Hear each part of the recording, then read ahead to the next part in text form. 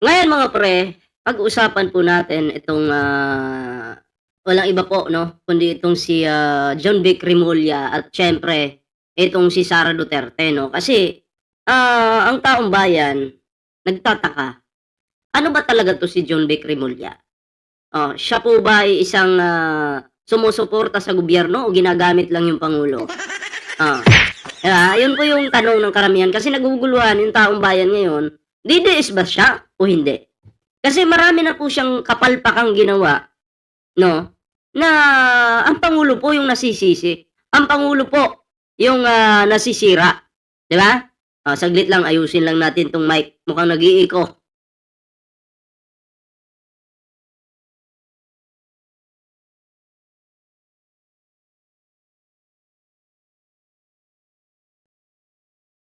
Ayan, okey na. So, ano ba talaga 'to si John Vic Rimulya? Pambansa eto, si ito John Vic, okey? Ito ba'y, isang DDS o sumusuporta sa ating pangulo? Ano sa tingin niyo mga pre? Pero siyempre bago tayo magtuloy-tuloy sa ating topic ngayon, ayan, huwag kalimutang mag-like, share, subscribe para naman po maging updated po kayo sa bawat uploads natin. At siyempre may TikTok po tayo diyan, may Facebook po tayo diyan, kalimbangin niyo na lang po 'yan. Ayan. Eto diretsahan po tayo mga pre, ito galing naman po ito sa lumalabas na balita 'no, na itong, lalo na sa, media 'no, makikita na lang natin sa balita na maraming, kapalpakang, nagawa itong si John Vic Rimulya na ang pangulo po yung nasisisi, 'di ba? Magbibigay po tayo dito ng opinyon, 'di ba? Oh. Sunod-sunod po yung, ginawang kapalpakan o sablay nitong si John Vic, Rimulya 'no. Maling, impormasyon o mga high profile na target, nakakalusot po. Ha? Oh, at ang tanong po, tanong ng taong bayan, tanong ng publiko, tanong mo, okay? Hanggang kailan ka mananatili sa pwesto kung bawat press con may kasunod na kahihiyan? Ah, 'di ba? Hindi hindi naman ito entertainment desk lang, 'di ba? Hindi ka naman siguro nagba-vlog para i-entertain lang yung mga tao, ha? Hindi po ito trial and error na puwedeng try ulit bukas. Hindi ngayon, sige bukas na lang ulit. DILG po 'yan, ha? Peace and order ang hawak mo. Buhay at seguridad ng tao ang nakataya po dito, 'di ba? Kaya kapag, pumalpak ang leader po dito, hindi lang imahe ang nasisira, buong sistema ang nadadali. At dahil sa kapalpakan po ni John Vic Rimulya, nadadamay po dito ang ating, mahal na pangulo, 'di ba? Tingnan natin 'yang kay, Zaldico, habang may nagdiriwang na nahuli na, biglang baliktad ang kwento. Sa April 16 nasa kustodiya raw po, okay? April 28 nakalabas na pala. Ngayon nasa France humihingi pa ng asylum. Anong ginagawa ni John Vic dito? Ha? Ano ang tawag diyan? Success o katamaran? Oh, 'di ba? Baka katamaran. Kasi ang pangulo po, alam ng pangulo na nahuli po si Zaldico doon. So kanino pong trabaho 'yon? Trabaho mo 'yan, John Vic. Gumalaw ka naman, 'di ba? Ang tanong, na-secure ba? Naibalik ba? Napanagot ba? Oh, kung hindi, press release lang ang, nahuli. Hindi niyo talaga pinursige.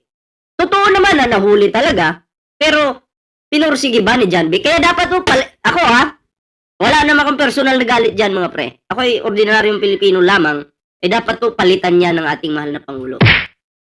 'Di ba? Etong si John Vic.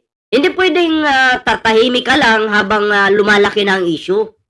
Hindi pwedeng lalabas ka lang kapag kontrolado na ang, narrative, 'di ba? Kasi ang tunay po na leader, hindi pumipili ng laban, okay?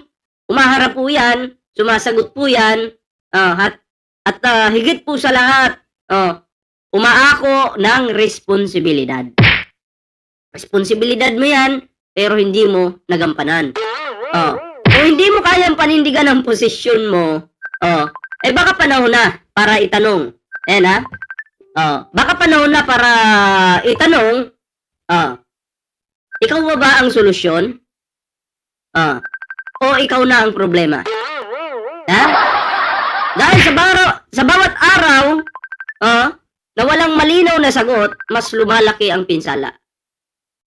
Diba? Maraming mga Pilipinong umaasa. Umaasa sa'yo.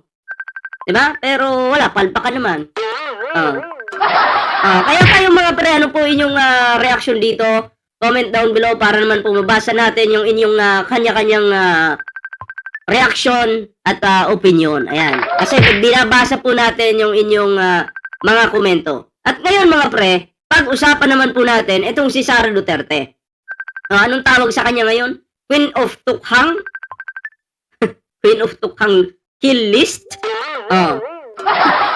O mas tamang tanong, gaano kabigat ang salitang binitawan ng isang vice presidente? Ito'y mabigat po ito, yung kanyang mga pinagsasabi doon sa mismong video na yon, no? Hindi po ito gawa-gawa lang hindi po ito edited, hindi po ito AI. Si Sara Duterte po ito, huwag kayong malito.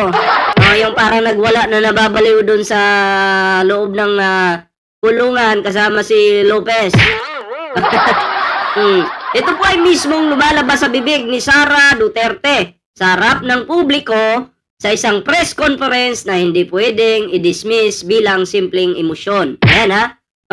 Pag pinatay ako, patayin mo si BBM, si Liza at si Martin. No joke. No joke, ha?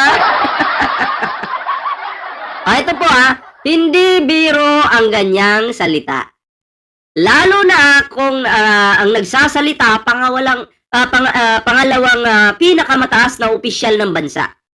At lalong hindi biro kung ang tinutukoy ay mismong Pangulo na si PBBM, di ba? Ang First Lady na si Liza Araneta Marcos at ang dating speaker na si Martin Romualdez.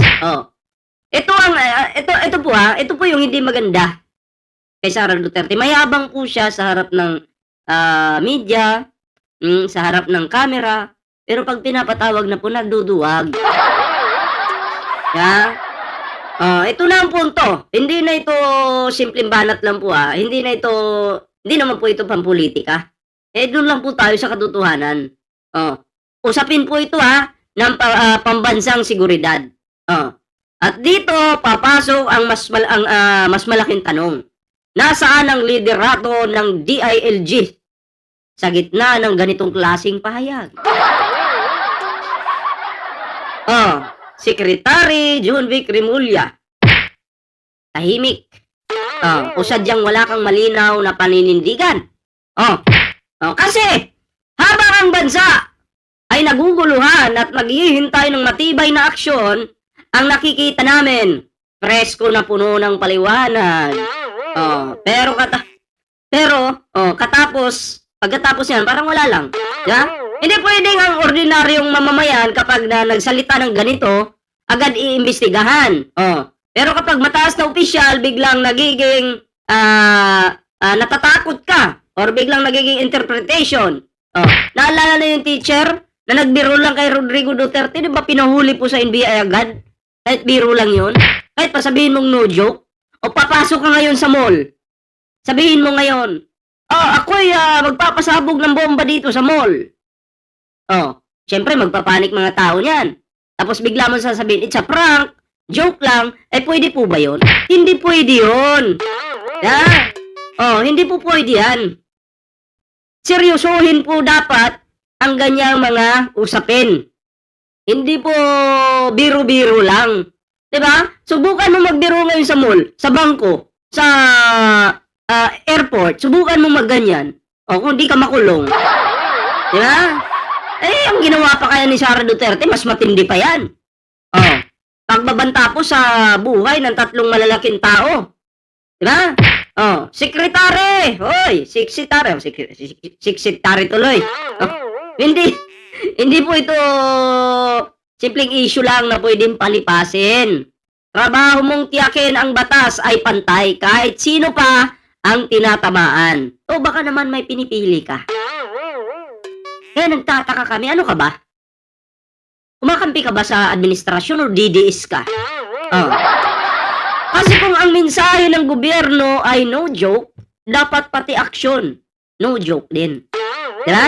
Oh, hindi yung puro salita, pero pagdating sa desisyon, biglang tatahimik ka. Oh. At kung ganito ang magiging takbo, hindi lang kredibilidad ang mawawala, pati tiwala po ng tao. Unti-unti nang tumatakas sa'yo. Habang yung mga DDS ginagamit ka. Kunyari, pinupuri ka nila, masaya sila sa'yo, may galit naman sa'yo, mga DDS, halo-halo yan eh. Pero nagagamit ka. Wala kang paninindigan. Oh. Ha? Kaya kayo mga pre, ano po yung reaction niyo dito sa video ito? Comment down below para naman po mabasa po natin yan. At yun, no? I-share po natin ang video ito mga pre. Siyempre, no? Huwag kalimutang mag-like, share, subscribe sa ating video ngayon. Ayan, so hanggang dito lang po muna. Kayo, anong reaction? Comment down below. So hanggang dito lang po muna yung ating video. Ingat po kayo lahat. Magandang araw po sa iyo lahat. Magandang gabi. Ingat po.